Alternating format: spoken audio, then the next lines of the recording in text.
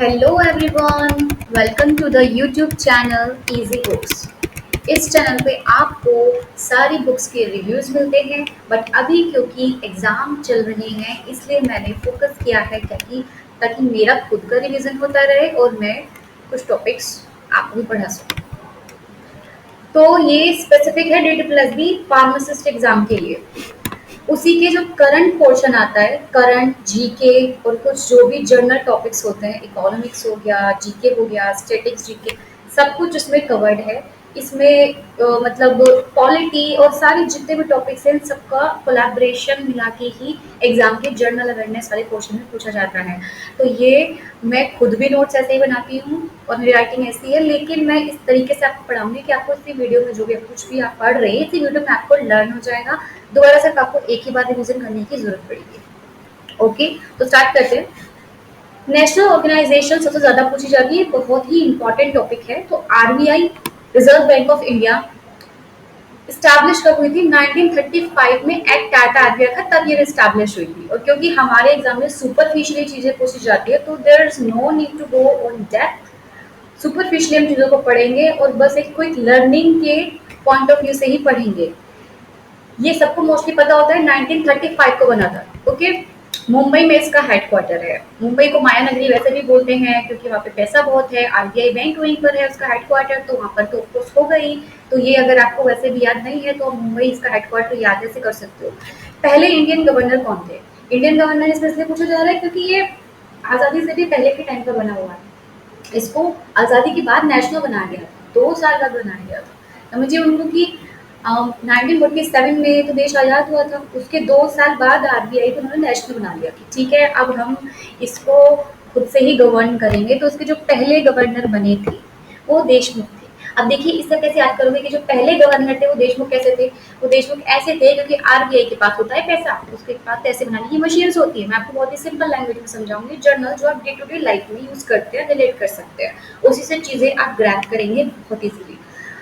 तो आरबीआई के पास नोट छापने की मशीन होती है। अब जिनके भी पास नोट छापने की मशीन होगी, सोचिए आपकी पूरी कॉलोनी में, तो सब लोगों का मुंह उधर होगा कि मतलब सब लोगों का फोकस उधर चला जाएगा कि ओ माय गॉड ये वो। तो पहले ये सब ब्रिटिशर्स के पास थी, पहले इसका कंट्रोल ब्रिटिशर्स के पास था। उसके बाद जब इंडिया के पास गया तो फिर जब पहला इंडियन वहां पर गवर्नर बनता है तो पूरे देश का मुंह आरबीआई की तरफ हो गया। देश मुख पूरा आरबीआई की तरफ चला गया कि अच्छा अब ये तिजोरी की चाबी हम इंडियंस के पास फाइनली आ गई है। तो देशमुख आपको ऐसे याद रहेगा, आप भूलेंगे नहीं। पहले गवर्नर फर्स्ट टाइम ऐसा हुआ था तो इसलिए पूरा देश एक तरीके से शॉक हो गया था इन गुड वे।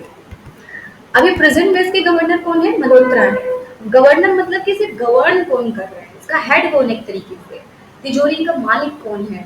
तिजोरी का मालिक प्रेजेंट में आप देखिए मल्होत्रा संजय, संजय मल्होत्रा इनका नाम है। मैंने सरनेम पे एम्फसाइज इसलिए किया है पहले लिखकर क्योंकि मल्होत्रा नाम से हमने कितनी भी मतलब ज्यादातर मूवीज में देखा है हमने कि जो भी मतलब अमीर लोग होते हैं किसी का सरनेम सिंघानिया, मल्होत्रा, ऐसे ऐसे सरनेम होते हैं। तो यहाँ पर आपको सिंघानिया नाम का तो कोई अपॉइंटमेंट नहीं है, कोई अपॉइंटमेंट नहीं है करंट में अभी भी किसी भी सिंघानिया नाम से। लेकिन ये दिखाते थे ना कि मल्होत्रा सिंघानिया ये सब कितने अमीर अमीर लोग होते थे।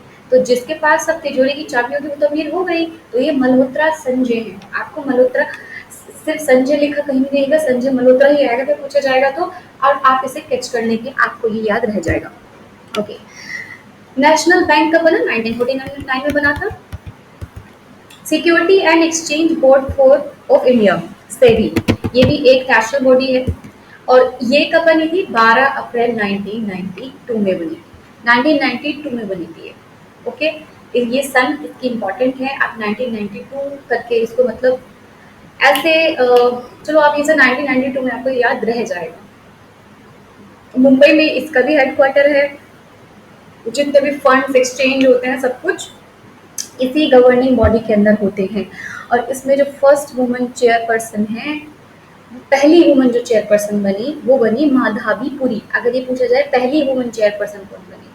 अब देखिए सिक्योरिटी और जो भी एक्सचेंज पैसों का होता है हमारे घर में भी, वो सब कुछ किसके पास होता है? तो वुमन के पास होता है। मतलब पूरी की पूरी रिस्पॉन्सिबिलिटी उनके पास होती है। अगर ये पूछा जाए कि सेबी, आपको पता है सिक्योरिटी और फंड एक्सचेंज जैसे कुछ है, ठीक है, और आपको पूछा जाए कि पहली वुमन चेयरपर्सन कौन बनी है तो आप इससे ऐसे रिलेट करेंगे कि अच्छा, अगर हम अपने घर में देखते हैं तो वो क्या होता है कि हम ये देखते हैं कि पूरी रिस्पॉन्सिबिलिटी, पूरी ज़िम्मेदारी मतलब कि फीमेल की हमारे घर में वुमन की होती है, मम्मी की होती है, मदर की होती है, या फिर जो भी आपके घर में हेड है उनकी होती है, मतलब वुमन।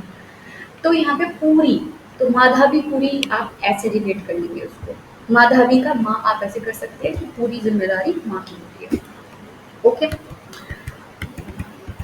दूसरी बॉडी है नाबार्ड। ये एग्रीकल्चर से रिलेटेड है, ठीक है। इसमें एग्रीकल्चर के डेवलपमेंट एंड प्रोडक्शन मैन्युफैक्चर मतलब प्रोडक्शन पे इस पे अलग अलग प्रोग्राम्स एंड फंक्शंस बनाए जाते हैं, प्रमोट किया जाता है। ये 1982 में बनी थी। अब ये 1982 में बनी, ठीक है।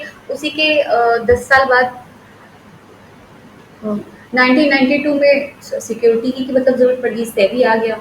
जैसे कि नाबार्ड अब एग्रीकल्चर है, अब आप खेत बना रहे हैं, खेत में अच्छा अनाज उग रहा है, उसको सिक्योरिटी की ज़रूरत पड़ेगी।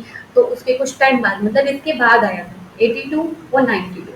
इसमें सिर्फ आप 8 को एक नंबर आगे 9 कर दीजिएगा। 1982 1992, क्योंकि जब नाबार्ड बना था, जब खेती होनी स्टार्ट हो गई थी, तो जो अनाज जितना भी कुछ आता था उसको रखने के लिए सिक्योरिटी सेवी की ज़रूरत पड़ी।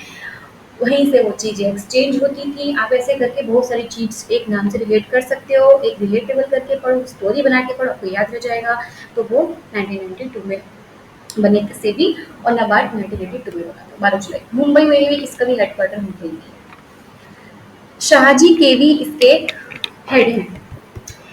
Telecom regulatory authority of India, TRAI, try, ये दिल्ली में है। दिल्ली में टेलीकॉम से रिलेटेड आप दिल्ली में हेडक्वार्टर कैसे याद करेंगे, क्योंकि उनके हेडक्वार्टर इंपॉर्टेंट है, पूछे जा सकते हैं। टेलीकॉम मतलब समझ लीजिए कि दिल्ली में क्या है, दिल्ली एक सेंट्रल मतलब सेंट्रल है, पूरा कैपिटल है इंडिया का। तो वहाँ पर अलग अलग तरह के सब लोग, मतलब अलग अलग कंट्रीज के भी ज़्यादातर होते हैं, फॉरेनर्स भी काफ़ी होते हैं दिल्ली में। साउथ इंडियंस कितने हैं, तो सब हैं, सब लोग जाके क्या करें, टेलीकॉम कम्युनिकेशन होता है सबका, अलग अलग वहाँ पे कम्युनिकेशन आपको देखने के लिए मिलता है। तो telecom is related to tele. Anil Kumar Lahoti इसके हेड है।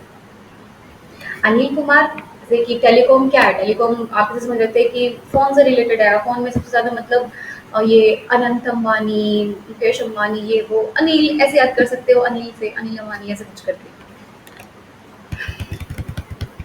Next is FSSAI, food safety standard authority of India. 2006 में ये एक्ट आया था, और ये स्टैब्लिश 2008 में हुई थी। ओके। अब इसे आप, इसका जो हमें याद करना है कि इसके कौन चेयरमैन है, इसके कौन हेड है। पुण्य का काम है खाना खिलाना। ओके। आप फूड से रिलेटेड है, फूड सेफ्टी, ठीक है, फूड सेफ्टी से रिलेटेड है ये। सेफ फूड ही खिलाओगे आप किसी को भी, पुण्य करोगे, दान दोगे, ऐसा कुछ बेकार खाना तो आप किसी को दान में नहीं दोगे। तो ये फूड सेफ फूड ही पुण्य में दोगे, तो दान में दोगे तो पुण्य मिलेगा। तो इसकी जो हेड है, मैंने इस पेज पे पुण्य लिखा है, मिस पुण्य सलीला है इसकी हेड, मिस पुण्य। ये पुण्य से याद करेंगे, पुण्य से मिस पुण्य इसकी हेड है। इसमें नहीं लिखा है, सॉरी, वो दूसरे पार्ट में था, मैं बस ऐसे ही एक ड्राफ्ट वीडियो बना रही हूँ। तो बस अभी बस अपने नोट्स को नीचे से जो भी लिखा हुआ है बस मैं समझा रही हूँ, एक्सप्लेनेशन अच्छे से करने की कोशिश करें। Board of control for cricket of India, BCCI, ये इंडिया का बोर्ड है, मुंबई में हेडक्वार्टर है। अभी इसके प्रेसिडेंट जो है रोजर बिन्नी है। रोजर बिन्नी क्यों है, आप समझिए कि इसके प्रेसिडेंट ये है तो इंडिया का बोर्ड, पर इसके फॉरेनर को किस इसका प्रेसिडेंट बनाया है, क्योंकि इंडियंस हमने मूवी में देखा है कि वो क्या सट्टा लगाते हैं क्रिकेट पर, ऐसे करके वो बैटिंग करते हैं। तो इसलिए किसी इंडियन इंडियन को नहीं रखा। इतना याद रखना कि अभी बैटिंग बंद हो गई है, काफ़ी टाइम से नहीं हो रही है, क्योंकि प्रेसिडेंट इंडियन नहीं है। Roger Binny, you will see the name and it will recall you. You will call it. National highway authority of India, highway, देखिए हाईवे अथॉरिटी है ये एक, 1988 में बनी थी। 88, दिल्ली में इसका हेडक्वार्टर है, दिल्ली में ये है। ओके। अब हाईवे पे संतोष से व्हीकल चलाइएगा।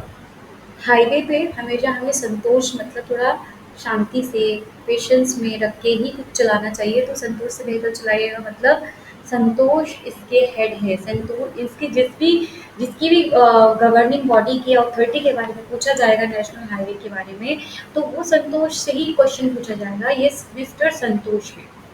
जैसे मैंने बोला था, ये सिर्फ क्विक रिवीजन नोट है, आपको ये बस क्विक लर्निंग के लिए है, इतना इसमें कुछ एक्सप्लेनेशन नहीं है। मैं डिटेल नोट्स बनाऊंगी अगर मुझे लगेगा कि हाँ रिस्पॉन्स अच्छा है तो। ओके, ये बनी थी 1988 में, क्योंकि 1982 में क्या बना था, 1982 में नाबार्ड आया था, 1982 में नाबार्ड आया था। और उसके बाद क्या हुआ, नेशनल हाईवे हाईवे क्योंकि वो हमने अनाज बना के रख लिया, अब उसको ट्रांसपोर्ट करने के हमने मतलब उसको अनाज बना के अनाज तो बना लिया है हमने, एग्रीकल्चर हो गया है, अब हम उसे ट्रांसपोर्ट करेंगे। ट्रांसपोर्ट करने के लिए हमें 1988, उसके बाद ये आया 1988 आया। ओके, उसके बाद 1992 में सिक्योरिटी के साथ हम उसे एक्सचेंज करने लगे हैं। ऐसे नीति आयोग एक एग्जीक्यूटिव बॉडी है, इसे थिंक टैंक ऑफ इंडिया भी बोलते हैं नीति आयोग को। नीति आयोग के चेयरमैन यहाँ पर मैंने मेंशन नहीं किया है क्योंकि वो मुझे खुद से याद थे। वो नरेंद्र मोदी इसके चेयरमैन हैं नीति आयोग के। 1 जनवरी 2015 को ये बना था, जब मोदी सरकार जस्ट आई थी। 1 जनवरी 2015 को दिल्ली में ही बनाया गया है ये। तो इसके सीईओ कौन है, सुब्रमण्यम। सुब्रमण्यम मतलब कि देखिए, सुब्रमण्यम से हम इसको तोड़ते हैं वर्ड को कि सुब्रमण्यम मतलब कि सबके मन को जो सही लगता है। सुब्रमण्यम जो सबके मन में है। सबके मन में क्या होता है कि सब लोग नीति से चले, नीति से चले मतलब मोरल वैल्यूज के साथ चले। ओके, तो ये है सुब्रमण्यम नीति आयोग। नीति आयोग मतलब सुब्रमण्यम सेम है, सबका मन करता है नीति से सब चले। Central pollution control board 1974, central pollution control board. अब देखिए, पोल्यूशन है, ये पोल्यूशन का बोर्ड हमें बताया। ये सेंट्रल बोर्ड है, क्या है ये, सेंट्रल बोर्ड है। सेंट्रल बोर्ड 74, सेंट्रल बोर्ड 74, ऐसे आप इसको बार बार प्रोनाउंस करेंगे। सेंट्रल बोर्ड 74, 1974 को सेंट्रल पोल्यूशन कंट्रोल बोर्ड आया था। और इसमें क्या हुआ है कि पोल्यूशन ने सबका अमन चैन छीन लिया है। तो इसमें पोल्यूशन जो सेंट्रल पोल्यूशन कंट्रोल बोर्ड के जो हेड हैं वो अमनदीप है। ये बहुत डीप बात है कि पोल्यूशन ने सबका अमन चैन छीन ही लिया है। अब देखिए कितनी सारी रेस्पिरेटरी डिसीजेस इंक्रीज हो रही हैं, टीबी कितना बढ़ गया है। टीबी के लिए एक अलग से पोल्यूशन नहीं सॉरी एक स्कीम भी पास हुई है, इसका नाम है नी केशिया एन आई नी एन आई से स्टार्ट है, मैंने आगे मेंशन किया है, मैं आपको बताऊंगी। Amandeep. Supreme court of India 1950 को बना था, ठीक है। और इसके चीफ जस्टिस कौन है, संजीव खन्ना। संजीव खन्ना। संजीवनी बूटी, आपको याद है संजीवनी बूटी। तो संजीवनी बूटी पहाड़ जो था वो, उससे क्या हुआ था, सब कुछ मतलब बहुत हेल्थ ठीक हो गई थी ना लक्ष्मण जी की। तो इसलिए वो संजीवनी संजीवनी बूटी से संजीव खन्ना याद रखेंगे। लेकिन इसको हम सुप्रीम कोर्ट से ऐसे करेंगे क्योंकि सुप्रीम कोर्ट सबका न्याय करता है। चाहे बेशक उन्होंने जहर मतलब वो बेशक वो अनकॉन्शियस हो गए थे, लेकिन उनको फिर भी एक दवाई से उनमें जिंदा फिर से प्राण उनके आ गए थे। तो ये संजीवनी बूटी की तरह ही काम करता है हमारा सुप्रीम कोर्ट। जहाँ पर ज़रूरत होती है वहीं पर वो चीज़ आपको ठीक दिखेगी, मतलब उन पर काम करती है, अच्छा काम करती है। ये सब कौन से आर्टिकल में आता है, 124 से 147 में। अब ये जो 124 आर्टिकल है, 124 में हम स्टैब्लिशमेंट पढ़ते हैं सुप्रीम कोर्ट का, अलग से पॉइंट है। और मुझे ना इसका अभी तक फंक्शन समझ में नहीं आया है, मैं जो सॉफ्टवेयर यूज़ कर रही हूँ। अगर इसमें अलग से एक पेज ऐड ऑन कर सकते एंड मैं अपने कर्सर से कुछ ड्रॉ कर सकती maybe, let me try, शायद I can draw something. Okay, तो ये जो 124 है ये क्या करता है, स्टैब्लिशमेंट। सबसे पहली बात तो मैं बताऊंगी कि जो संजीव खन्ना है ये 50, ओके ये कर्सर नहीं चल रहा है, Y, yes, this is 51st 51st है ये चीफ जस्टिस। ओके, ये 51st चीफ जस्टिस है। और ये 124 जो है, ये किस क्या करता है, ये सुप्रीम कोर्ट का स्टैब्लिशमेंट करता है। Establishment, okay. ये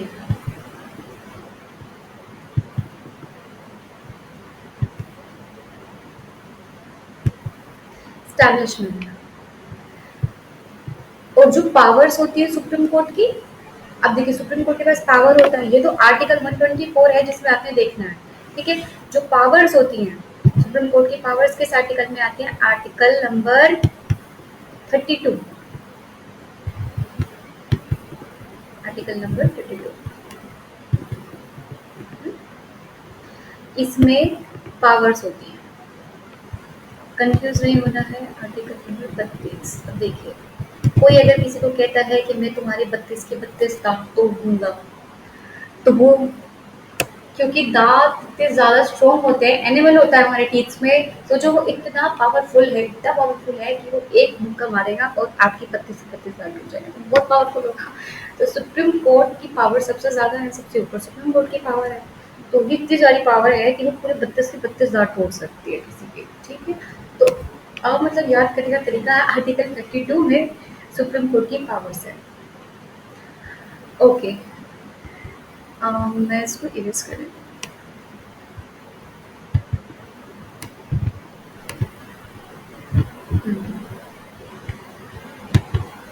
ये सब सिर्फ याद करने के तरीके हैं, मुझे भी कर्सर राइट ये सब करना भी मैं थोड़ा सीख लूँगी। This is just of first class.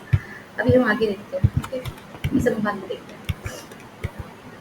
तो याद हो गया होगा आपको ये सब। इसरो, इसरो बहुत इंपॉर्टेंट है, रिसर्च ऑर्गेनाइजेशन है। एंड ये 1969 में आई थी। 1969 में, ओके, 1969 में आई है। 15 अगस्त 1969 में इस्टेब्लिश हुई है। और इसका वो कहाँ है? बैंगलोर में। अब इसको आपको कंफ्यूज नहीं होना है कि मुंबई होगा या दिल्ली होगा। ज़्यादातर बच्चे सोच रहे हैं कि मुंबई और दिल्ली हो सकता है जो हेडक्वार्टर है, लेकिन इसरो का बैंगलोर में है। क्योंकि बैंगलोर देखिए कितना रिसर्च के मामले में कितना ज़्यादा आ गया है, तो ये इसरो वहीं पर है। और अभी के लिए मैं अपनी क्लास को थोड़ा रोकती हूँ, और मैं इसके नेक्स्ट वीडियो आपको, मतलब इसके नेक्स्ट कंटेंट मैं आपको आगे की वीडियो में बताऊँगी।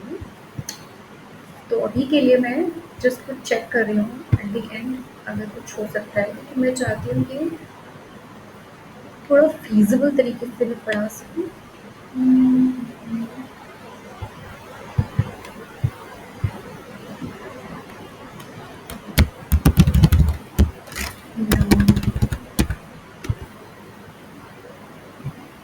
ओके, तो चलिए मैं अभी क्लास को ख़त्म करती हूँ।